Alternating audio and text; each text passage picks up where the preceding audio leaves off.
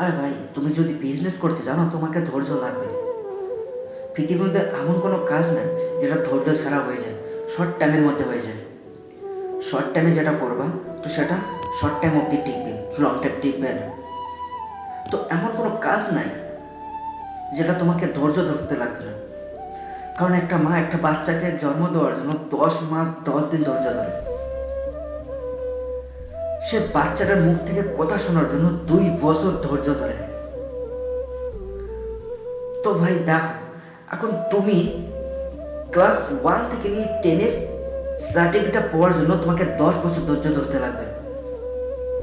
Second year certificate নেওয়ার জন্য তোমাকে 12 বছর ধৈর্য ধরতে লাগবে।